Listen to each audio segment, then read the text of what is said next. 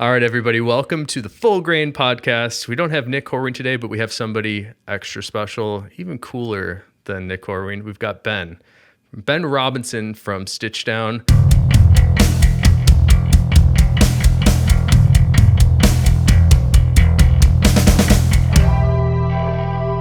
And I was thinking about how to introduce you when I was just in the sauna, Ben.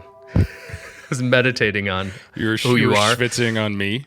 I think so. You are the founder of Stitchdown, which is a publication using different mediums, right? So you have a website, you have the Discord community. It's sort of like started as a blog and then morphed into a community that focuses around footwear. Correct? That's better than I've ever described it. And it's not just a clever name because Stitchdown is also a method of sole attachment. Yes, right? It is. So you kind of get into whatever. Well, thanks for being here, Ben. And I know you also have an amazing podcast of your own that I am a fan of, so it must feel strange for you to be on the other end of this. So it's very exciting for me to have Absolute you here. Pleasure, of course. And it'll be even stranger when we have kind of the second part of this episode. Or, there's not a first part and a second part, an equal part of this episode on the Stitchdown Shoecast for everybody to listen to. That's right. I'm a big fan. I think I listened to every episode. What about the Shoe Olympics? Yeah, that was an OG Stitchdown Shoecast episode. I thought you were embarrassed by it, but honestly, it was great. I listened to it over the summer, like just for fun as I was working. It was pretty good. It was pretty good. Yeah, so credit to you. One of the main reasons we're talking today, I have two selfish topics. The first, I just want to lead off with this. Patina. When I sell leather goods, when I buy boots, when I look at things online, I just want to see a transformation of how that leather is going to age in all those different medium. So you have a beautiful concept called the Stitchdown Patina Thunderdome. And sometimes I do live streams on the Ashland YouTube, and people are like, what is this Thunderdome thing? So in fact, I did one last week, and I think I got you some new participants. Oh, you did? But maybe you want to describe for us what the Thunderdome is and how you came about that. Yeah, so I don't remember it exactly clearly, other than Tim and I were talking about a boot contest. Let's make a contest where people can wear boots and show how cool they look later, right? Like with heavy wear. And the Indigo Invitational, shout out Brian, who runs that existed. So we were kind of like, what can we knock off? And that was what we decided to knock off. But like the concept behind that was fantastic. It was like, wear a pair of jeans that's designed to age cool and fade, take pictures and, show the world what it looks like. And then it took like, I don't know, a year probably. You had to time it up seasonally. You can't start the thing in the beginning of summer necessarily. I mean, people would probably still do it. And we decided on 7 months for the first year, I think, and said everybody's going to do this for 7 months and rounded up a bunch of prizes from just an incredible list of sponsors that were like, yeah, we'll throw in all sorts of boots for this. This is great. We believe in this. And people would have to submit their photos onto like a really janky part of our website, and then like nobody would ever see them again. And then we picked winners and we told them who won, and we did post some pictures of that. And then the best thing that happened to it was our buddy Ted, who started the app called Patina Project, was like, can I just like host your pictures in my app? Because I started this app, which is kind of the same idea. Like, boots look cool the older they get, and it's fun to track the progress. And I said, yeah. And so they went in there. And then from year 2, I'm pretty sure all the submissions for this were in the Patina Project app, and they still are today, with a whole bunch of really cool upgrades. And yeah, like people, over 1,000 people we're counting on again this year will enter with a pair of boots or shoes, mostly boots, but I love it when people enter shoes.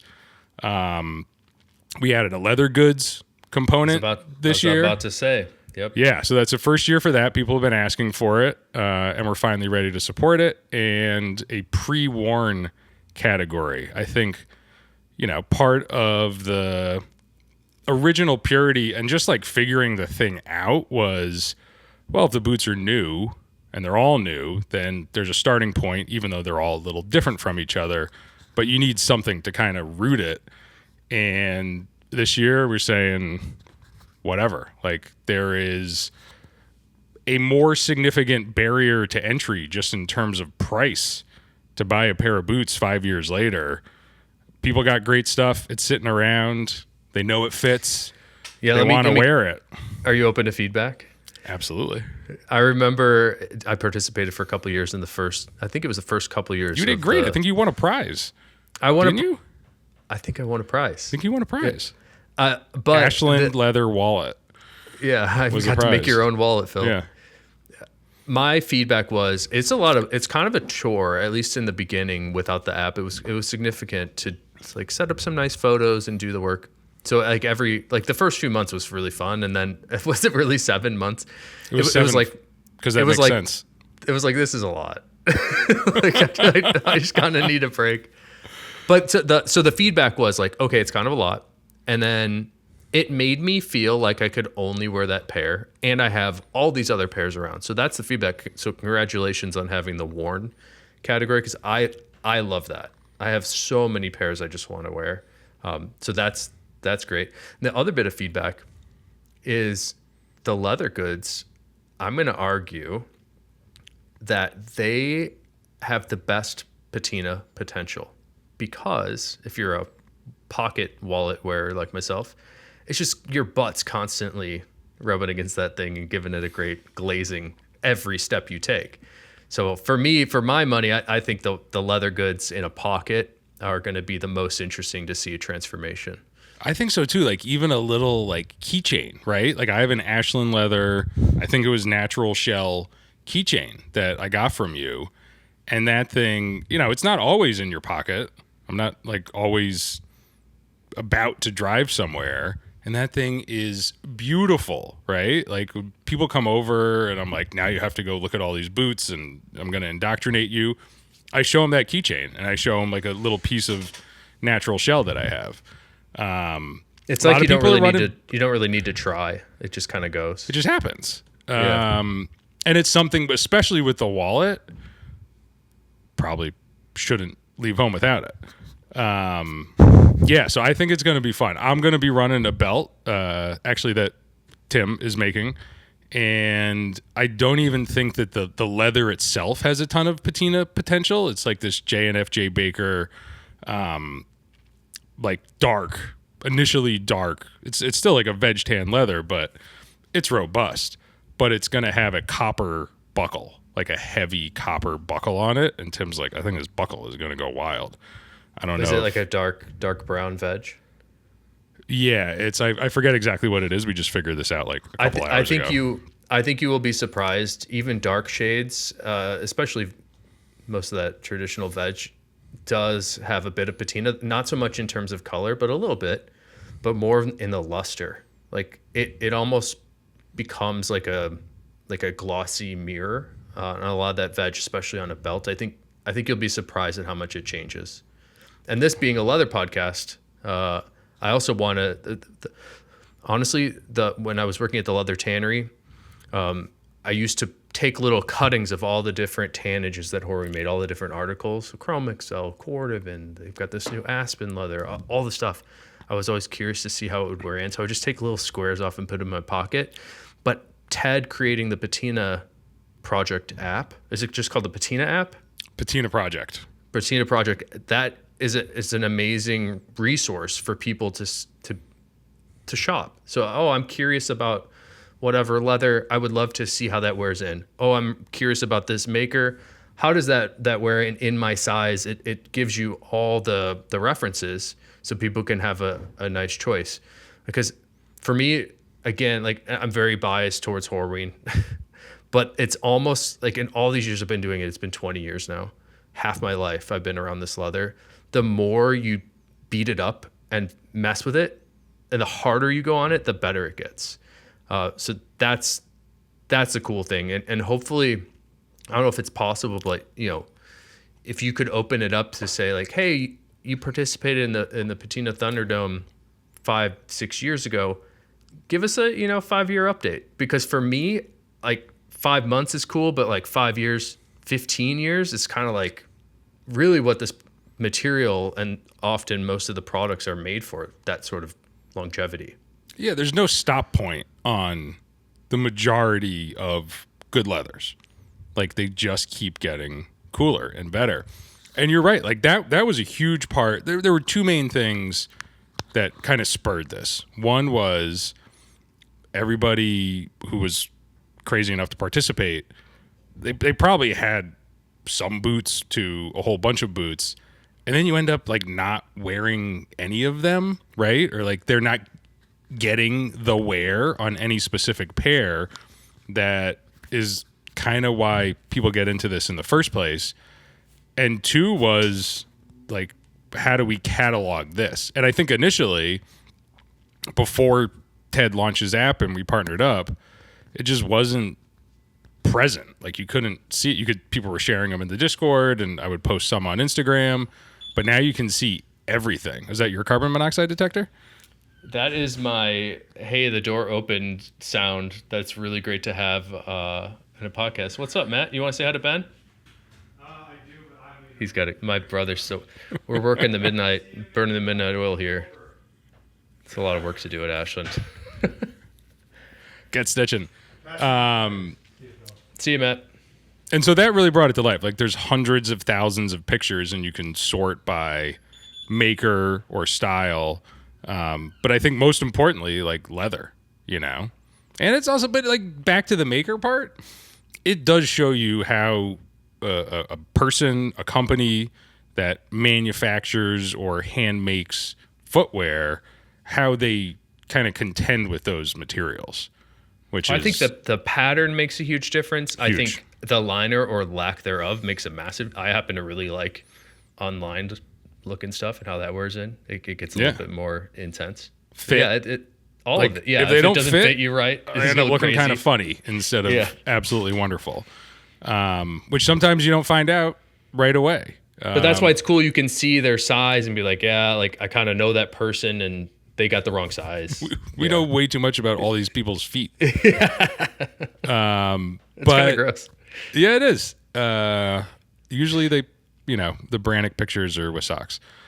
But yeah, it's like, it's still cooking. Again, massive, massive thanks to all the sponsors we've had through the years. And this year, like we have 75 prizes. They're roughly worth more than $50,000 total, not each. What's the headline prize this year? Because I think last year was like a trip to Japan, or was that 2 years ago? We still got it. Standard and Strange, bringing the goods with a trip to Japan and a pair of clinch boots. For the Open Dome, Nick's Boots is putting up $5,000 cash for the grand prize for the Work Dome, which is kind of for if you're going to like really, really work these things over. They're going to look different, be judged a little differently. The leather goods is like absolutely stacked, like top to bottom, and I keep getting emails from people saying that they want to chip stuff in. So I think that one's going to be pretty rich by the time we get to the end. And then the pre-worn dome makes perfect sense to have prizes from like top cobblers, like really, really good cobblers, who will resole that pair or something else that you want resold, because especially for those, they've been worn already, hopefully something in your closet is going to need it by that point and get freshened up. And I think that, it shows the whole life cycle of what these things are, right? Like thinking about leather first and foremost, and then thinking about how they can kind of live on, hopefully forever. I love it. So treat it right, wear and care. Give us instructions for how to participate. Well, if we don't get this out before October 1st to 5th, which is the original entry point, but we should try to. I don't know what day it is, but I know it's coming up hot. We have a late entry period every year from November 1st to 5th. And you got to be a member of our Stitchdown Premium community, which costs like a tiny little bit of money, but I think is a great place to hang out. I'll give a sales pitch for that. It's a cool Give a place to be. As people, you can go. So you pay. It's like $10 a month. $5 a month. Should we raise it? $5? Yeah. Never raise it. I've been overpaying you. So it's $5 a month, which is kind of like coffee. Is that how much coffee? Coffee, because even more these days. So it's $5 a month. There's a nice community in there. I remember hopping in the first time. People were really friendly and accommodating, answering questions. But then you also have included new additions of more of a marketplace thing. Marketplace is hopping. I check the marketplace personally 5 times a day. I bought a couple shirts. If you're interested in boots and these types of this aesthetic, I think it's all the same mind of people in that Discord server. Yeah, and marketplace is great too. I mean, there's like you pay $5 a month or $50 a year to be part of this absolutely wonderful community. But there's no fees on the marketplace, and as far as we know, there's never been like a scam run on anybody. It's like all good feelings. People have nice prices in there. It's like real community stuff. So Discord's cool. You should do it. But so once you sign up for the community, where do you do that? Stitchdown.com. All right, and just search for Patina Thunderdome or something. Yeah, you go to the Thunderdome. There's links there. The join the Discord button. But yeah, it's like we're all really a part of something, and then like, you know, there's like a little bit of fighting at the end because there's a bunch of stuff on the line. But it's good natured. All right. The second thing that you're doing that I think is also brilliant is bringing people together in person, not just online. My favorite thing. And you're doing that with the boot camp. And this is the third boot camp. This is the third one. Feels like the 10th, in a good way. And yeah, that is something that started small. You know, it started with just a group of 20 people, maybe 25 people in New York City, kind of like coming out of COVID. And I had all these plans for like meetups and events and sample sales and whatever. And then it was like, big pandemic. And then as soon as people started getting comfortable with it, I set up like a little weekend in New York City where I was living at the time to go to all these shoe stores and design a makeup at the Alden shop and then like actually get it made. But we all designed it together, like while drinking beer. But it like absolutely worked out somehow. And people came to this like multi-day, rather haphazard event from like all over the place. People hopped on planes and flew up there, and we all met in the park, and I was like, holy shit, this is kind of happening.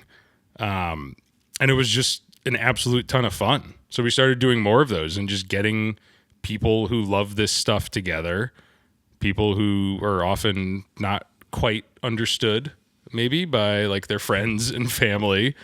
And even if you're talking about it online, it's not the same as doing it together in person. There's just like a different energy, a different level of like, there's no boundaries to the geekiness, and you like end up really getting to like know each other too in a way that you would not expect just because like I like and wear boots and so do you. So yeah, it started kind of ramping up from there a little bit. And then I was like, I think we need to like do this for real and just try and like con all these boot brands into coming together for a couple days in New York. So the first 2 years we did it in Brooklyn. There was this guy, Phil Callis, who was like a huge part of it last year with Nick, doing a wine tasting for leather, which my parents still talk about. They're like, oh yeah, Phil, the leather wine guy. I really enjoyed meeting your dad. Is a very pleasant man. He was great.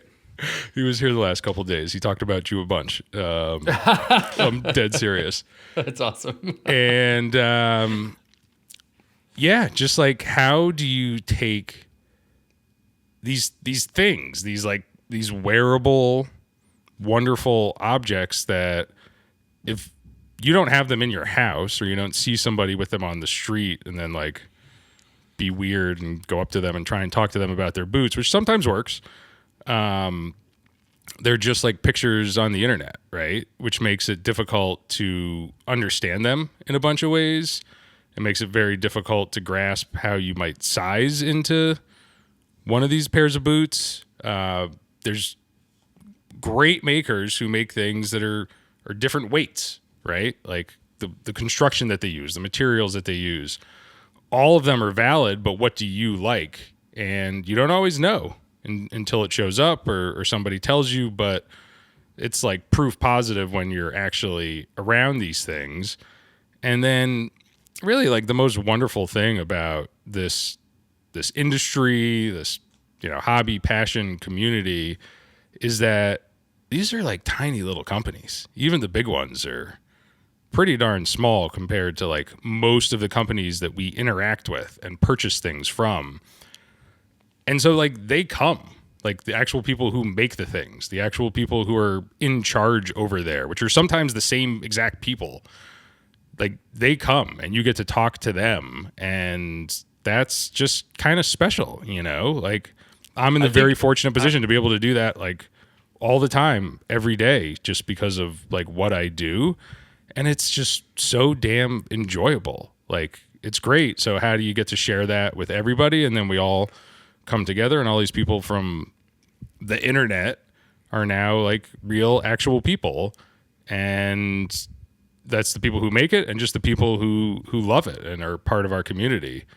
So yeah, just like being able to put that together in a very kind of fundamental, but also like not slapping a bunch of boots on like an uncovered picnic table and being like, here's our event, trying to make it something that, people who care about this would want to travel for and come from wherever in the States or from Europe or, all sorts of places, which that happened the first year, and it like astounded me. And it was like, I better keep making these things pretty good. So we're going into year 3. I kind of feel like, so I've been there and I know what boot camp is now. I think this year's going to be different a little bit, but of the same essence. But for people that have never been to boot camp or don't know anything about it, maybe give me the headline. What is it simply? All right, simply. It's like a consumer show, but also like you have different events that you can participate in, like going to build your own shoe if you want to take a class, and then there's hangouts at bars. You're talking about all these different things. It's like it's more than like a consumer show. At its core, you to get this many people together, you kind of do need the footwear, right? So I would say fundamentally that's like the most important thing, just to like have it be real, right? So that is all these brands, these manufacturers, these individual makers, they come and they bring what they make. They're there to talk to. I talk everybody into shipping like entirely too much stuff. Like boots they're big, they're bulky, they're heavy. You need all these different sizes to satisfy like a wide audience. And that's like the key. That's how they do well, because then you can go in, you can feel things, you can see things, you can try stuff on, and you can leave confident knowing that there's something that fits you, or maybe there's something that doesn't from any given brand. Like all the different lasts. Everybody thought I was pretty crazy when this was like what I was asking them to do, especially the first year. And I think now most of them really see it. So that's like a huge piece of it, right? And this year it's like a really long day, one really long day. So like, don't miss it, I would say. But yeah, like there needs to be other pieces to it to really do it right. I think like the hanging out, as many opportunities as we can get to just hang out with each other. And that is like the people who love it and the people who make it, like all kind of intermingled. That's something we really strive for. So, from this year, kind of things start on like Thursday, you could say Friday, and the main show is on Saturday, November 8th in Chicago, which we haven't even got to, but I can talk about why in a second. But yeah, there's just like opportunities for people to do things like come to Ashland Leather in a large group and like storm the castle and have Phil here give like a wonderful tour and experience and like show how small leather goods are made, like by hand right there, basically across the street from Horween, which is like a really cool thing to see. And like, we brought like 3 dozen people to you way too many years ago at this point on one of these group trips that we did that kind of spurred, the whole boot camp concept and showed that people like were really interested in it. Getting your hands on stuff. Like we're partnering with the Chicago School of Shoemaking and Leather Arts, which is pretty close to our venue, actually, Artifact Events in Ravenswood. And you can go and learn how to make a wallet or a belt or a watch strap in a couple of hours. And leave with something that you made, which we introduced last year, and people were coming up to me and showing me their belts that they made, and like I had never seen happier people in my life. Like it's cool to like love this stuff. It's really cool to make anything, and you realize how hard it is, how enjoyable it is, how rewarding it is, and I think it really can kind of change people's perspective on this thing that they like already love really deeply, which is like great recraftable footwear. What else am I missing? We do have some like Thursday 10 a.m. if you're in town and not working, like Horween Tour VIP tickets, which Skip and Nick and John and everybody at Horween were like incredibly generous with like me bumping up that number. I think they wanted like 10 people at first, and it ended up being a few more than that. It's an incredible place. Like you just get to walk right in and everybody's like, "Hey, Phil." Well, let me interrupt you there, because the tour, Horween is a working museum, and if there are still VIP slots, I encourage anybody that's interested in old industry or leather or the footwear stuff, where the leather comes from. It's an amazing place to be inside of. And if you can't, and if the tickets are sold out, I put up a tour on the Ashton Leather YouTube channel of myself walking through the tannery, trying to describe everything the best I could. So that would be the second best place, is if you want a surrogate tour, I guess you'd call it. That's the next best thing. But seeing it in person, it's like a blast from the past. Nothing has changed there in 100 years, and it's incredible to see that they're still doing it the same way. So I encourage people to check that out. Wait, quick timeout. Cut around this. Are you taping on the road? Taping on the road? What do you mean? Like that records automatically, right? Oh yeah. Did we cut the audio here? Or you didn't record any of this? I didn't record any of this. Oh no. So is your mic not kept recording? No, I've got it on local on my end. Oh no. No, like I've got it. I've got me. So we just got the audio. It's a podcast, Ben. You don't need video. You don't need it. Yeah, it's nice to have. I know you love your video. It's good for YouTube, man. I'm sure they'll love the first 27 minutes of this. Okay, so Horween's a great place to be. What else you got at boot camp that's new? That might be for the other podcast. Great.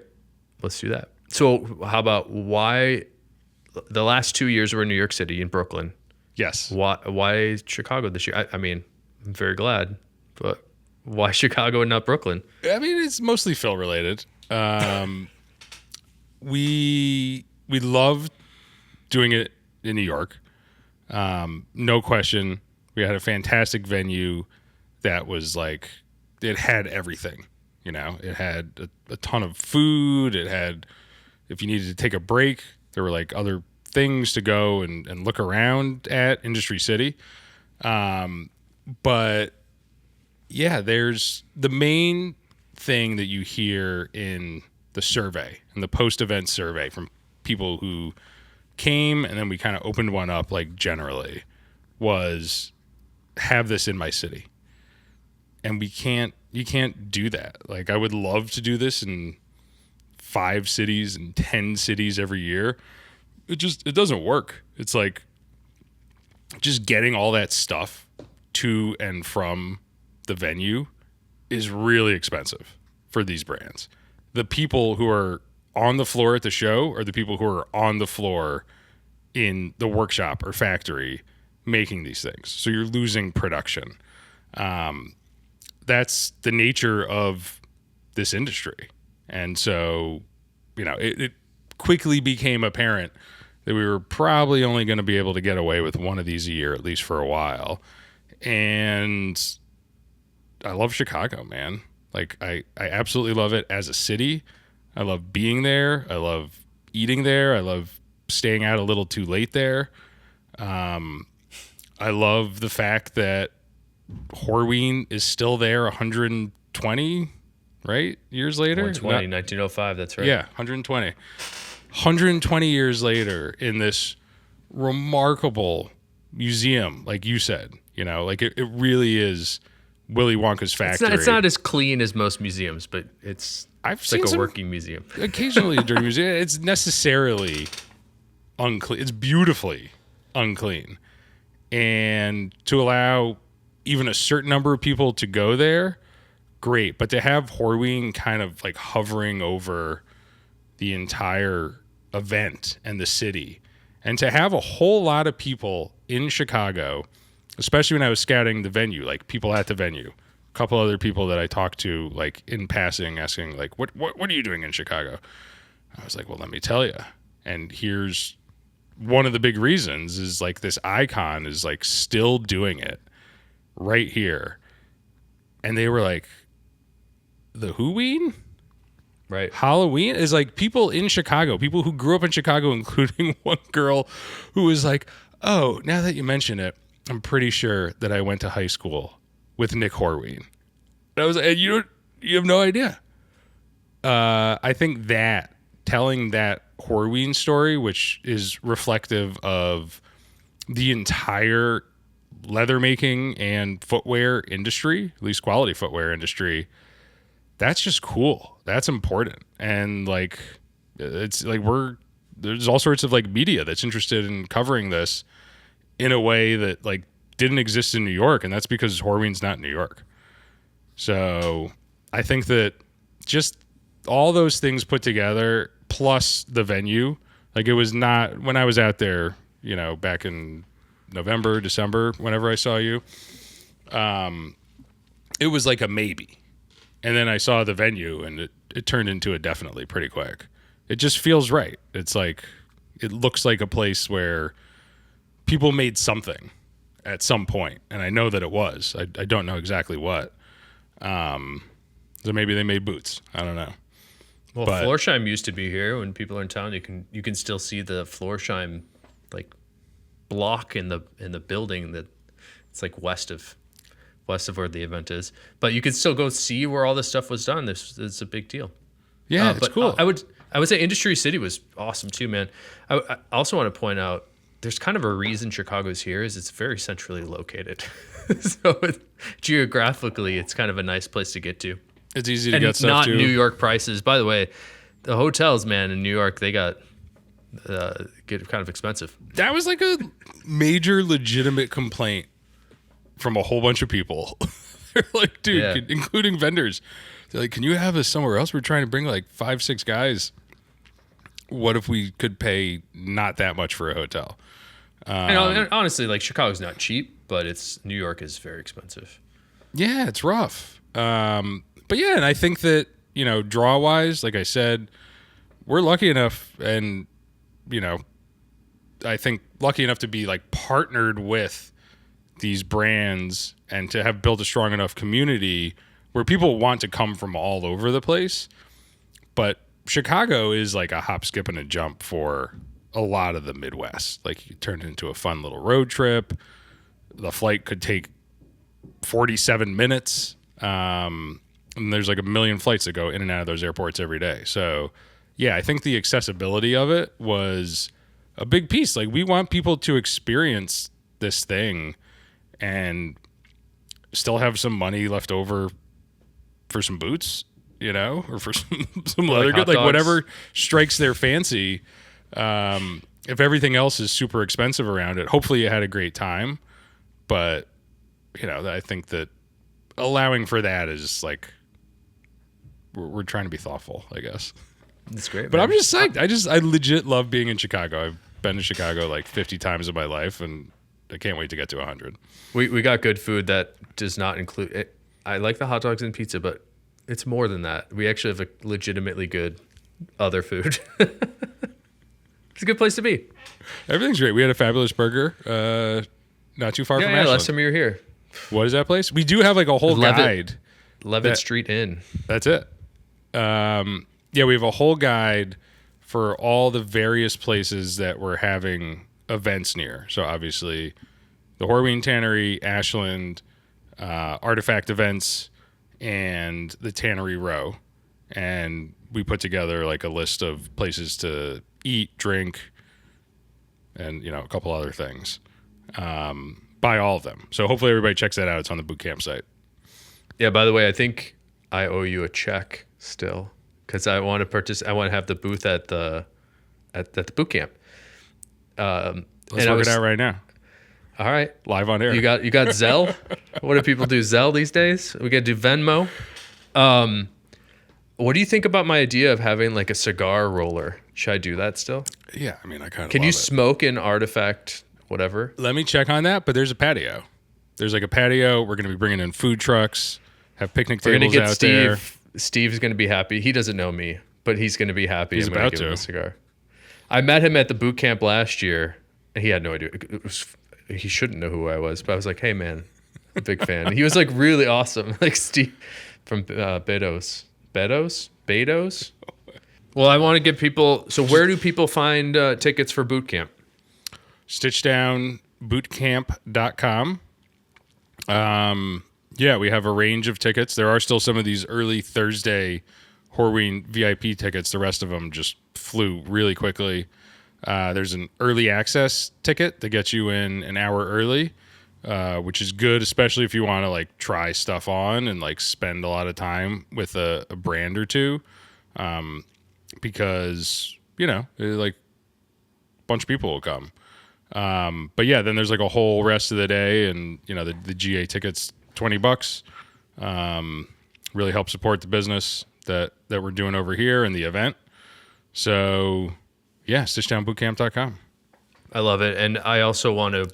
It's very kind how many people have reached out that wanted us to add slots for the Ashland tour, because I think that kind of sold out really fast Immediately. And, yeah, I'm sorry. It was just we're people that should know that the people that come will see it. We're a very small shop, and I just can't accommodate that many people. But for the people that are coming, I'm really excited to show everybody around. I have some ideas for how to make it interactive and get you to leave with something that you put your hands on. So I'm excited for it. Everybody check out the boot camp this year, especially if you're in Chicago. I have customers come here all the time, Ben, and I've been telling them about boot camp. They have no idea what it is. So I think we can get it to sell out for boot. How many people? What's the max attendance that you could have? It's a huge venue. What is it? Give me the number. It's like 12 or 1500 at We're gonna do it. one time. We're gonna do it. I'm Let's do gonna it. get that many people in the door. I It'll would be a love blast. Thank you, Phil. Thank you. Yeah. Well, I thanks sent for you some being on. flyers. I've been sending them out to people in the Yeah. region.